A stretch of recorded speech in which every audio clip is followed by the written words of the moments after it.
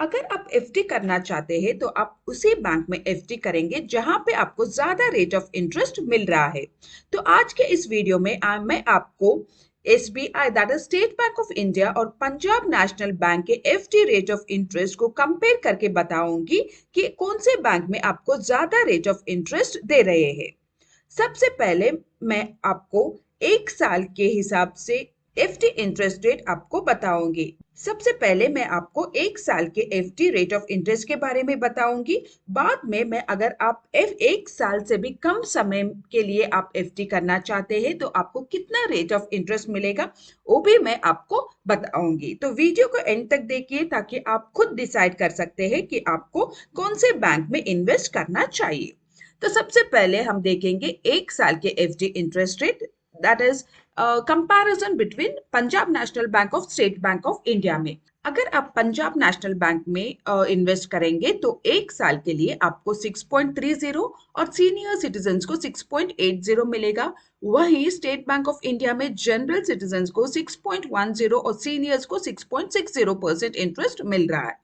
अगर आप 2 साल से लेके 3 साल तक इन्वेस्ट करेंगे तो आपको 6.25 और सीनियर्स को 6.75, वही एसबीआई में आपको 6.25 और 6.75% इंटरेस्ट मिल रहा है।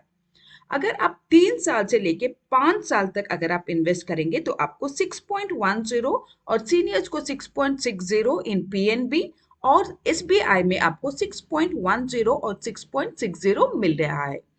अगर आप 5 साल से लेकर 10 साल तक अगर आप इन्वेस्ट करेंगे तो आपको पीएनबी में 6.10 और 6.90 मिल रहा है। वही एसबीआई में 6.10 और 6.90 मिल रहा है। और अगर आपने चैनल को अभी तक सब्सक्राइब नहीं किया है तो चैनल को सब्सक्राइब जरूर कर लीजिए। नेक्स्ट हम देखते हैं अगर आप एक साल से भी कम समय के लिए एफडी करेंगे तो आपको कितना रेट ऑफ इंटरेस्ट मिलेगा। तो यहाँ पे आप देख सकते हैं अगर आप पीएनबी में 7 डे से लेके 14 डेज तक अगर आप इन्वेस्ट करेंगे तो आपको 3.50% और 4% आपको मिल रहा है। वही एसबीआई में आपको 7 डे से लेके 45 डेज तक आपको इन्वेस्ट करना पड़ेगा, तभी आपको जनरल को 3% और सीनियर्स को 3.50 मिलेगा। पीएनबी में 15 डेज से लेके 29 डेज तक इन्वेस्टमेंट करना पड़ेगा तो आपको 3.50 और 4% मिलेगा।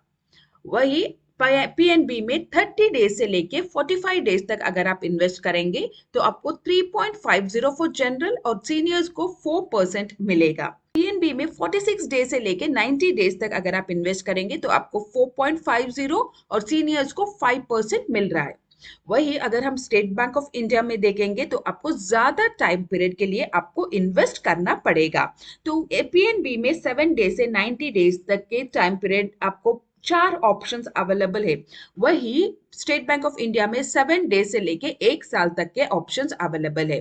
तो सेकंड हम 46 डेज से लेके 179 डेज तक देखेंगे तो आपको 4.50 और सीनियर्स को 5% मिलेगा। 180 डेज से लेके 210 डेज के लिए इन्वेस्ट करेंगे तो आपको 5.25 और 5.75 मिलेगा। 211 डेज से लेके अगर आप 1 साल तक इन्वेस्ट करेंगे that is less than 1 year तो आपको 5.50 और 6% आपको मिलेगा। नेक्स्ट हम देखते हैं कि अगर आप 91 डेज से लेके पीएनबी में 91 डेज से लेके 179 डेज तक इन्वेस्ट करेंगे तो आपको 4.50 और 5% मिलेगा। 180 डेज से लेके 270 डेज तक इन्वेस्ट करेंगे तो आपको 5.50 और 6% मिलेगा। 271 डेज से लेके लेस देन 1 ईयर अगर आप इन्वेस्ट करेंगे तो आपको 5.50 और 6% इंटरेस्ट आपको मिलेगा। तो ये रहे पंजाब नेशनल बैंक और स्टेट बैंक ऑफ इंडिया के रेट ऑफ इंटरेस्ट। तो आप यहाँ पे देख सकते हैं कि पंजाब नेशनल बैंक में आपको ज्यादा ऑप्शंस अवेलेबल है as compare to State Bank of India. Punjab National Bank में आपको 7 ऑप्शंस अवेलेबल है। जो जितने भी टाइम पीरियड के लिए आप इन्वेस्ट करना चाहते हैं तो आप इजीली इन्वेस्ट कर सकते हैं। वही स्टेट बैंक ऑफ इंडिया में आपको सिर्फ 4 ऑप्शंस अवेलेबल है that is for less than 1 year. तो उसी टाइम पीरियड के लिए आपको इन्वेस्ट करना पड़ेगा। तो ये रहे पंजाब नेशनल बैंक और स्टेट बैंक ऑफ इंडिया के एफडी इंटरेस्ट रेट्स।